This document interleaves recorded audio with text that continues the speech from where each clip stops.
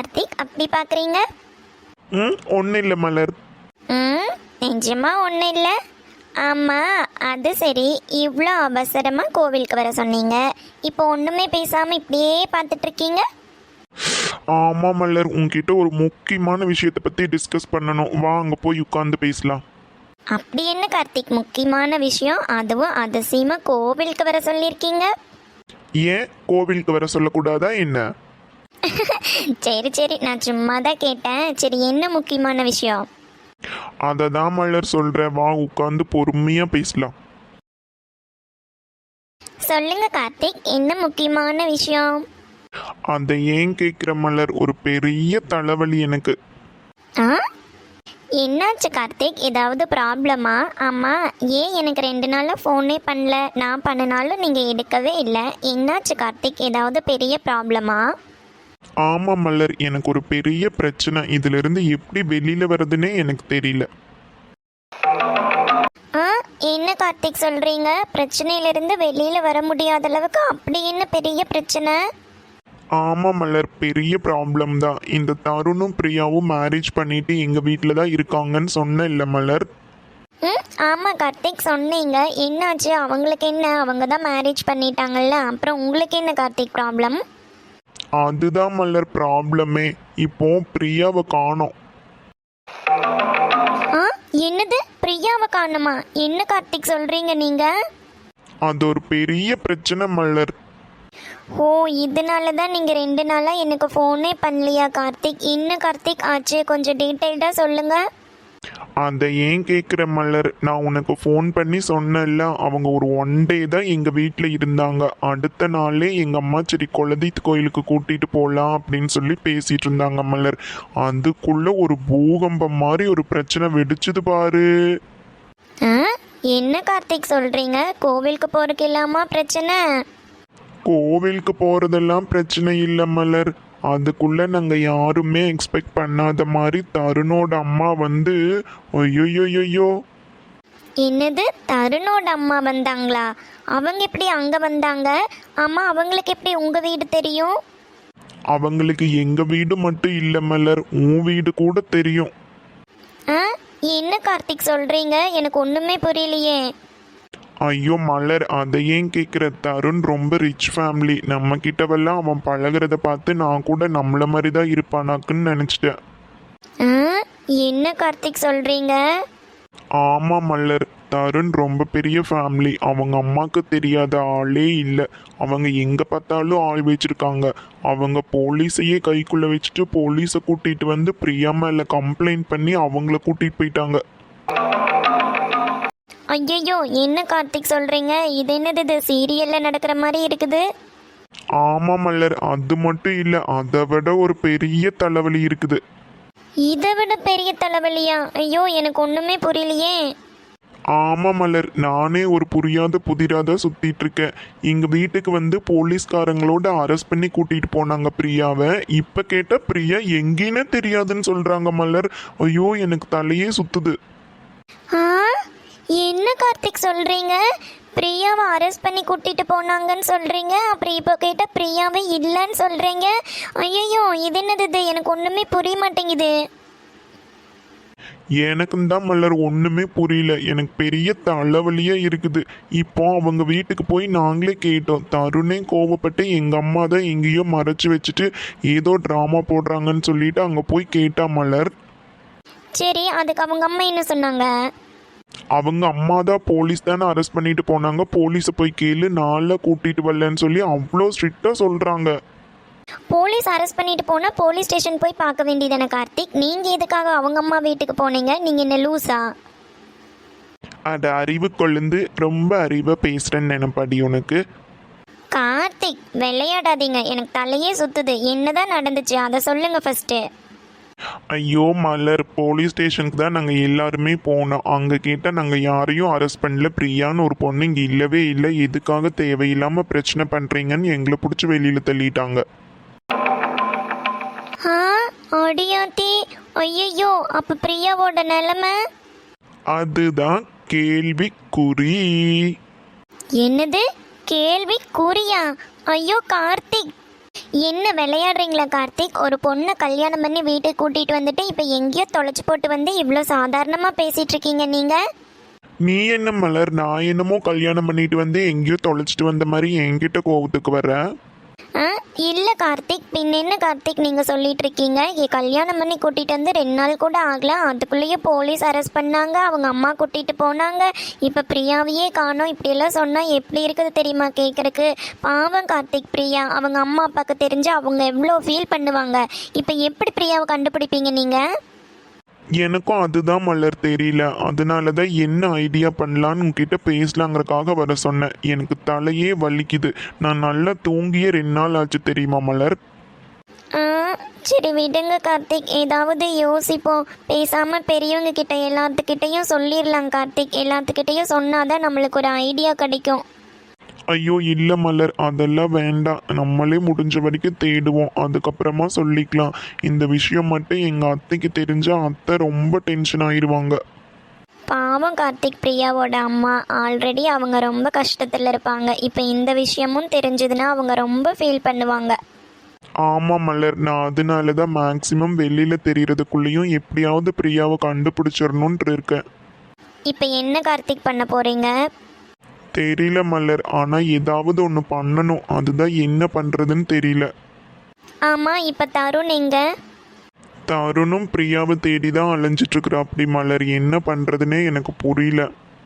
கார்த்திக், நீங்கள் ஃபஸ்ட்டு தருணுக்கு கால் பண்ணி இங்கே இம்மீடியட்டாக வர சொல்லுங்கள். நம்ம ஏதாவது ஒரு பிளான் பண்ணலாம். சரி ஓகே மலர், இரு கால் பண்ணுறேன். என்ன கார்த்திக், ஃபோன் போகுதா இல்லையா? போகுது மலர், போகுது. இரு, இன்னும் அட்டன் பண்ணல. ஹலோ கார்த்திக், சொல்லுங்க கார்த்திக். தருண் எங்கே இருக்கீங்க? சொல்லுங்க கார்த்திக், ஏதாவது முக்கியமான விஷயமா? பிரியா பற்றி ஏதாவது க்ளூ தெரிஞ்சுதா கார்த்திக்? தருண், நான் பிரியா விஷயத்தை பற்றி பேசுகிறதுக்காக தான் கால் பண்ணேன். நீங்கள் ஃப்ரீயாக இருந்தீங்கன்னா கொஞ்சம் நம்ம வீட்டிலிருந்து ஒரு 1/2 கிலோமீட்டர் வந்தேன்னா ஒரு மாரியம்மன் கோவில் இருக்கு இல்லையா தருண், அங்கே வரீங்களா? சரி கார்த்திக், நான் பக்கத்தில் தான் இருக்கேன், இதோ வரேன். ஓகே தருண், வாங்க. என்ன கார்த்திக், என்ன சொன்னாங்க? பக்கத்தில் தான் இருக்கிற பிரியாம்மா வரேன்னு சொன்னார். பிரியா பார்க்கலாம், இரு. கார்த்திக், பிரியாவை பற்றி ஏதாவது தெரிஞ்சுதா கார்த்திக்? எதுக்காக வர சொன்னீங்க? ஹலோ தருண், எப்படி இருக்கீங்க?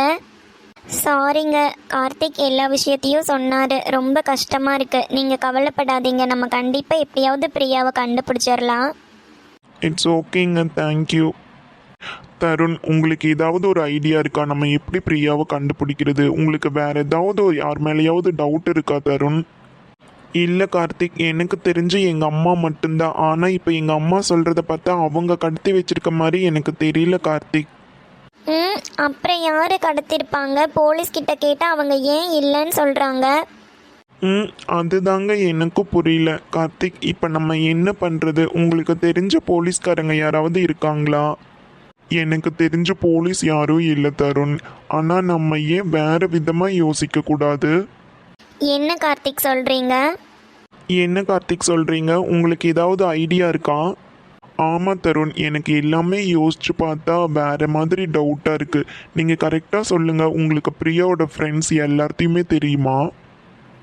தெரியும் தருண். பிரியாவுக்கு நிறையா ஃப்ரெண்ட்ஸ் எல்லாம் இல்லை, ஒரு 2 பேர் இருக்காங்க. அவங்கள எனக்கு ஒரு டைம் இன்ட்ரடியூஸ் பண்ணியிருக்கிறா. அப்படி நல்லா தெரியும் எனக்கு. ஏன் தருண், நான் கேட்குறேன்னு தப்பாக எடுத்துக்காதீங்க. பிரியாவுக்கு கேர்ள் ஃப்ரெண்ட்ஸ் மட்டும்தான் இருக்காங்களா, இல்லை பாய்ஸ் யாராவது இருக்காங்களா? சேச்சா, எனக்கு தெரிஞ்ச பிரியாவுக்கு பாய்ஸ் யாரும் இல்லை கார்த்திக். கேர்ள்ஸ் தான் 2 பேர் இருக்காங்க. அவங்களானா எனக்கு நல்லா தெரியும்.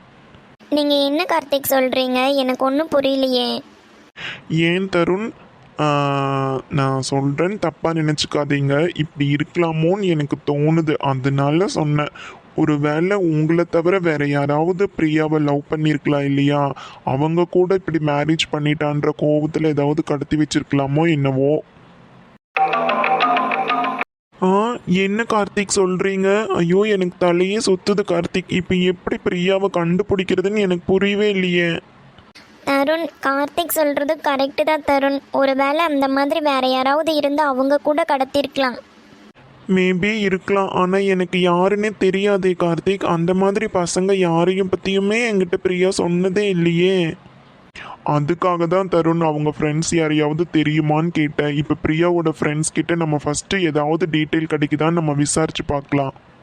Super idea Karthik. பட் அவங்க கிட்ட போய் நம்ம இதெல்லாம் சொன்னோம் அப்படின்னா வெளியில் நியூஸ் தெரிஞ்சிருமே, அப்போ என்ன பண்ணுறது? நான் வேணா பிரியாவோட ஃபோன்ல இருந்து அவங்க ஃப்ரெண்ட்ஸ்க்கு கால் பண்ணி இந்த மாதிரி சொல்லி தனியாக வர சொல்லட்டுமா கார்த்திக்? Super idea Tarun. நீங்கள் ஃபஸ்ட்டு பிரியாவோட மொபைல்லேருந்தே அவளோட ஃப்ரெண்ட்ஸ்க்கு கால் பண்ணி ஏதாவது டீட்டெயில் தெரியுதான்னு கலெக்ட் பண்ணுங்க. அதுக்கப்புறமா நம்ம எல்லாத்த பற்றி யோசிப்போம். ஓகே தருண், பிரியாவோட மொபைல் வீட்டில் தான் இருக்குது. நான் இப்போவே போய் பேசுகிறேன். ஓகே தருண், நீங்கள் ஃபஸ்ட்டு போய் கால் பண்ணி பேசுங்க, ஏதாவது க்ளூ கிடைக்குதான்னு பார்ப்போம். சரிங்க மலர், நான் வரேன் கார்த்திக். ஓகே தருண், நீங்கள் கிளம்புங்க, நான் பின்னாடியே வந்துடுறேன். ஒன்றும் பிரச்சனை இல்லை கார்த்திக், நானே கால் பண்ணி பேசிக்கிறேன். நான் பார்த்துக்கிறேன் கார்த்திக். நீங்கள் மலர் கூட கொஞ்ச நேரம் டைம் ஸ்பெண்ட் பண்ணிட்டு வாங்க. அதெல்லாம் ஒன்றும் பிரச்சனை இல்லை தருண், நீங்கள் கிளம்புங்க, நான் பின்னாடியே வந்துடுறேன்.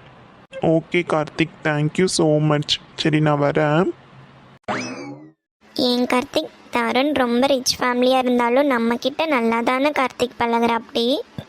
ஆமாம் மலர், தருண் ரொம்ப நல்ல பையன்தான். இப்போ யார் இல்லைன்னு சொன்னாங்க?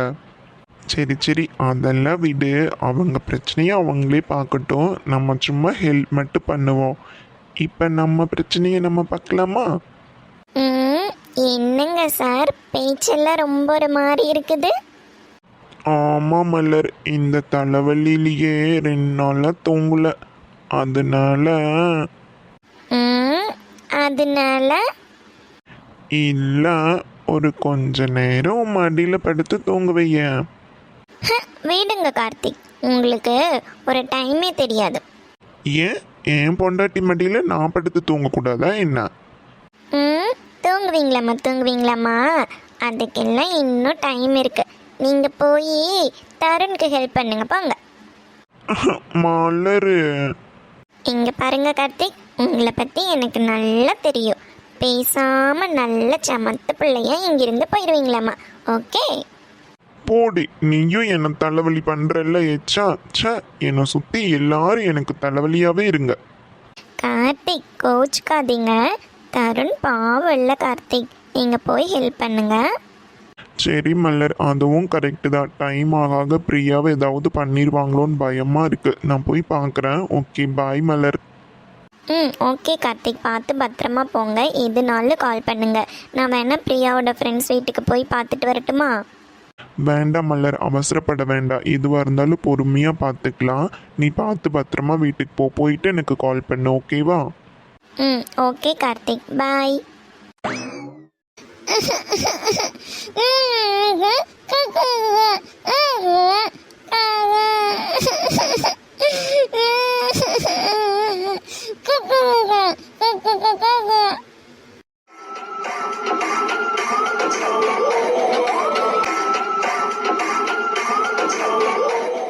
ஏய், ஒழுங்கு மரியாதைய சத்தம் போடாம படுத்துட்டு இருக்கணும்.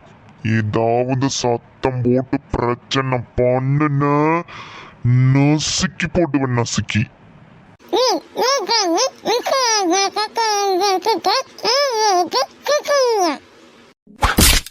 ஒரு தடவை சொன்னா உனக்கு புரியாது. திரும்ப என்ன தொல்லை பண்ணிக்கிட்டே இருந்த அப்படியே நோசிக்கு புழிஞ்சிருவ. புரிஞ்சுதா உனக்கு? சத்தமில்லாம இருக்கணும்.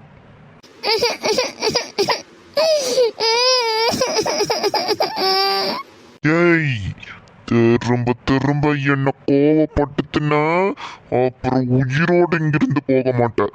மரியாதையா சத்தமில்லாம இரு. எங்க பாஸ் வந்து உன்னைய பார்க்கற வரைக்கும் நீ சத்தமில்லாம இருக்கணும். புரிஞ்சுதா உனக்கு?